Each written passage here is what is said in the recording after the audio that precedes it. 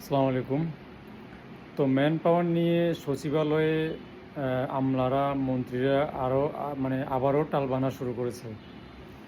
তো এখানে যেটা আমি বলবো আজকে 5ই আগস্টের পরে ইন্টারিম গভর্নমেন্টের সময় যারা দায়িত্বে ছিল সেখানে একজন মন্ত্রী ছিল, কিন্তু সেই সময় কিন্তু একই কোয়ালিটির ছিল যে ম্যান পাওয়ার হয়নি। ম্যান পাওয়ার আটকায় রাখতো, ছাড়তো, বিভিন্ন অজুহাতে ধান্দা ফিকির করতো, এ হচ্ছে তাদের উদ্দেশ্য ছিল, ঠিক আছে। এখনও ঠিক একই স্টাইলে চলতেছে। তাইলে গভর্নমেন্ট চেঞ্জ হওয়ার পরে, ইন্টারিম আউট হওয়ার পরে তো অন্তত সেটার একটা চেঞ্জ আসবে। আবারও টালবাহানা করতেছে, এখনও ম্যান পাওয়ার নিয়ে আটকায় রাখতেছে। যেমন এই যে এখন কিন্তু কাতার ম্যান পাওয়ার ছাড়তেছে না, বলতেছে অ্যাটেস্টেশন লাগবে। আর অ্যাটেস্টেশন দিবে কে? অ্যাটেস্টেশন দিতে কাতার কি বাধ্য? কাতার লাগছে যুদ্ধ, কাতারে বিভিন্ন রকমের সমস্যা হচ্ছে, এখন আপনাকে অ্যাটেস্টেশন দিবে কে? তারা ভ্যালিড ভিসা দিচ্ছে আপনাকে, আপনার মতো ফকিরনি দেশকে একটা ভ্যালিড ভিসা দিচ্ছে।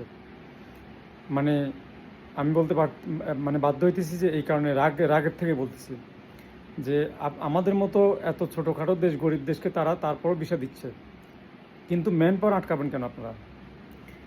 এরপর আরেকটা কথা বলি, এদের যে পরিবর্তন আসলো না কাদের কারণে? নিশ্চয়ই আমলা এবং সচিবালয় যারা আছে আমলা, এদের কারণে। নাহলে মন্ত্রী পরিবর্তন হলো, সব কিছু আগের স্টাইলে কেন আছে?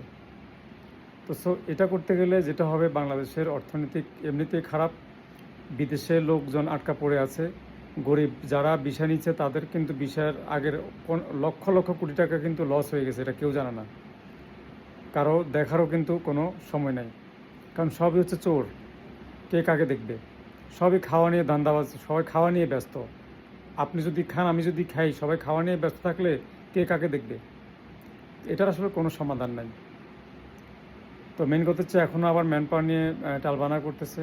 আপনারা সবাই কন্টেন্ট শেয়ার করবেন সবার জায়গা থেকে, এবং সবাই প্রতিবাদ করবেন যেন এটার সমাধান দ্রুত দেয়। আরও একটা বিষয় হচ্ছে, এর আগে সবাই ম্যান পাওয়ার চেক করতে পারতো। হ্যাঁ, এটা ইন্টারিম গভর্নমেন্টের সময়, এই আওয়ামী লীগের সময় একটা লিঙ্ক ছিল, ইন্টারিম গভর্নমেন্টের সময় এই লিঙ্কটা করা হয়েছে 2বার। এরপর এখন আবার সেই লিঙ্কের লাস্ট যে লিঙ্ক আপডেট করছে সেটা আবার ডাউন করে রাখছে। তো লাভ হচ্ছে কি? মানে যে লাভ সেই কদু, কেউ কারো জিনিস পছন্দ করে না, এই করে সেই ধ্বংস করে, সেই করে এই ধ্বংস করে, সবই এই হালে চলতেছে, আর লস। তো যাই হোক, আসলে অনেক দুঃখ নিয়ে কথাগুলো বলতে হয়। কেউ কারো কথা শুনতেছে না, কেউ কারোর দিকে মনোযোগ নাই, কোনো উন্নতির দিকে মনোযোগ নাই। সবাই আবার 71, 72, 23, 24 এগুলো নিয়ে আছে।